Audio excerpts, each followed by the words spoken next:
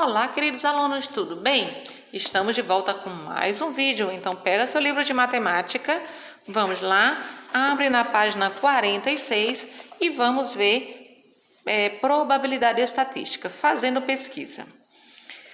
Pega teu livro, leia comigo, abre aí na página 46 e vem ler comigo. Desde 1988, o Ministério do Meio Ambiente, MMA é a sigla, tá? Em parceria com o Instituto Nacional de Pesquisas Espaciais, INPE, do Ministério de Ciência e Tecnologia, monitora via satélite o desmatamento da Amazônia. Para isso, 2 sistemas de monitoramento via satélite são utilizados. Um deles é o Programa de Monitoramento da Floresta Amazônica Brasileira por satélite, PRODES, utilizado desde 1978 para identificar visualmente as regiões de desflorestamento por meio de imagens de computador. O outro é o Sistema de Detecção de Desmatamento em Tempo Real, DETER, utilizado desde 2004, que mapeia mensalmente as áreas de desmatamento por degradação florestal. Trata-se de um levantamento ágil de identificação das áreas de alerta para as ações rápidas de controle de desmatamento. Então, sempre que vem o nome de alguma coisa, com letras, você pode ver que com letra mais, o Programa de Monitoramento da Floresta Amazônica Brasileira, aí por satélite, PRODES, porque pega a primeira letra de cada palavra e forma a sigla, tá? O que eu quero lembrar aqui a vocês é sobre desflorestamento, é a mesma coisa de desmatamento, tá? Ou seja, é a redução da floresta. Outra coisa que é importante lembrar que aqui fala monitoramento da floresta amazônica brasileira. Por quê? Porque a floresta amazônica não existe só no Brasil. Grande parte dela é no Brasil. Porém, tem outros países, como por exemplo Bolívia, Colômbia, tá? Tudo tem a floresta amazônica. Na página 47 a gente vai fazer as atividades. Tem as fotos aqui, né? Essas fotos, essas imagens, são as imagens dos sistemas da via satélite. E aí eles estão enviando exatamente onde tem queimadas ou um tipo de desmatamento. Eles enviam as imagens para que seja detectada e as devidas providências sejam tomadas. Na página 47 diz: veja no gráfico as informações sobre o desmatamento ocorrido na Amazônia entre 2009 e 2017. De acordo com o INPE, depois responda as questões a seguir. Desmatamento na Amazônia 2009-2017, esse é o título do gráfico. Aqui são os dados, a área desmatada em quilômetros quadrados. Aqui são os anos, né, que foram coletados os dados, e esses são os dados. Então, toda vez que você vai, eu volto a repetir, toda vez que você for interpretar um gráfico, você precisa observar isso aqui, esse dado que está aqui, o que está pedindo aqui, o que está falando, né?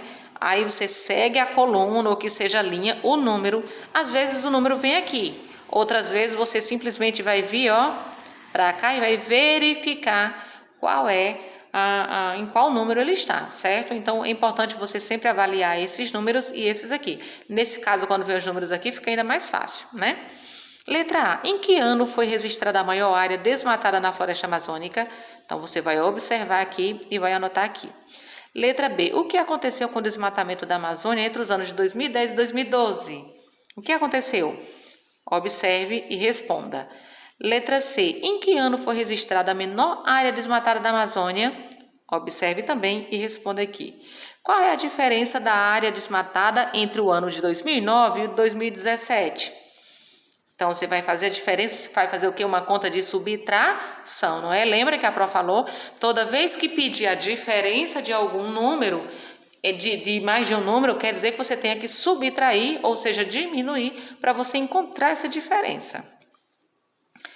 Logo, você vai fazer a diferença de 2009 e 2017 e você vai ver qual é a diferença. Mas 2009 foi menos que 2017. Então, significa que o quê? Que o minuendo foi menos ou foi mais? Foi mais, né? 2009 foi mais. Quem foi menos foi que 2016. Então, se foi menos, você vai pegar 2009 menos 2017, tá? Qual é a diferença? Já foi. Faça uma estimativa. O total da área desmatada da Amazônia entre 2009 e 2017 foi maior ou menor que 50 mil quilômetros quadrados? Depois, faça o cálculo e veja se sua estimativa se aproximou do real. Você olha aqui e quanto você acha mais ou menos que foi. É um cálculo mental. Aí depois você vai e faz os cálculos direitinho. Pode usar, meus amores, esse ladinho aqui para fazer essas continhas. Pode usar esse ladinho aqui. Pode usar uma folha de caderno. Não tem problema, mas você faça os cálculos direitinho e descubra qual foi a área desmatada de 2009 até 2017. Sua estimativa se aproximou do valor real? Aí vai depender da tua resposta. 2. Em grupo não dá, né? Então essa pesquisa aqui não vai dar, né? Vamos então para a página 48, onde tem falando de cidadania. A população indígena brasileira. Aquela pesquisa, gente, depois eu vou passar para vocês como uma forma de atividade avaliativa. Mas vamos logo fazer aqui, depois eu mando a informação sobre aquele lá.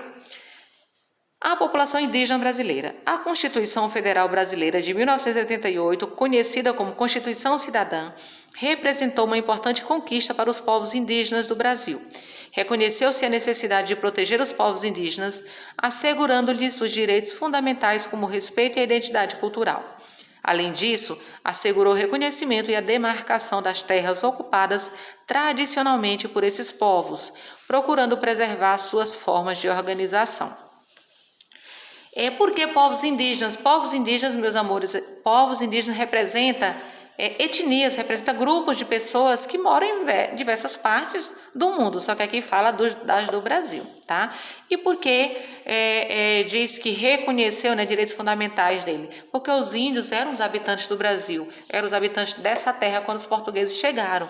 E aí eles foram sendo cada vez mais empurrados para dentro da floresta e hoje eles estão praticamente espremidos numa pequena área, sendo que as terras eram deles, né? Então, por isso, a Constituição de 88 reconheceu e valorizou mais o índio, a cultura indígena. Então, pesquise quais são as principais comunidades indígenas do Brasil. Tá? 2. Aqui você pode procurar na internet essa pesquisa do 1. 2. Você não é em dupla, você mesmo faça uma pesquisa sobre os povos indígenas brasileiros e respondam. Você acha que eles vêm conquistando o direito de exercer cidadania? Então, o que você vai fazer? Procure, coloque lá no Google também. Povos indígenas brasileiros. E vem conquistando o direito de exercer a cidadania. Coloque isso aqui, você vai ver que vai aparecer lá várias coisas sobre eles. Aí vocês leiam e aí você não é para copiar, você vai resumir e dizer o que vocês acham. Acha que ele vem exercendo ou não?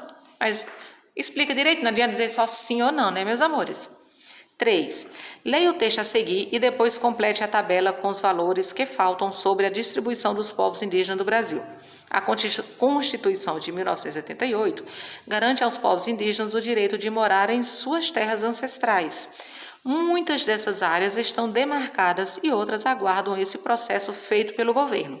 Os indígenas também podem morar em outros locais, como as cidades. Segundo dados coletados pelo Censo de 2010, a população indígena é de 896.917 pessoas.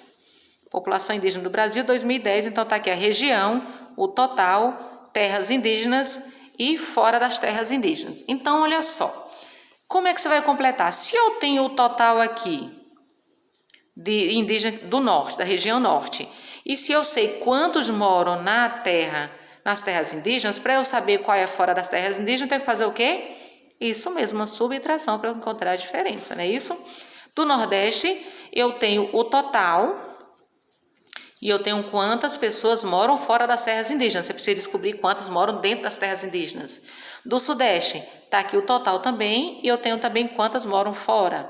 Do Sul, não, eu não tenho o total, mas eu tenho quantos moram nas terras indígenas e quantos moram fora das terras indígenas. Então, para eu encontrar o total, eu tenho que fazer o quê? No Centro-Oeste, eu tenho o total e tenho quantos moram nas terras indígenas. Falta encontrar esse aqui. Então, vocês vão fazer os cálculos e encontrar.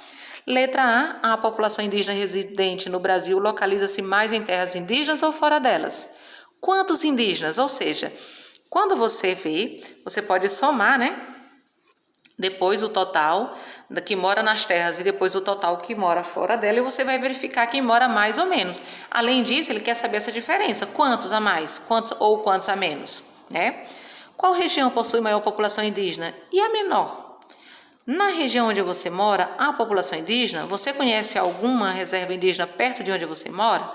Tá? Então, hoje a nossa aula, a nossa atividade até aqui. Essa questão aqui, eu vou colocar na sexta-feira para vocês pesquisarem e me mandarem na semana, valendo já como as notinhas lá de avaliação da segunda unidade, certo? Aquelas notinhas que a gente vai dando, que a gente vai fazendo as atividades valendo notinhas. Pois bem, na sexta-feira eu envio essa pesquisa aqui para vocês fazerem. Beleza? Combinado? Então, um beijo da Pro, fiquem com Deus e até o próximo vídeo.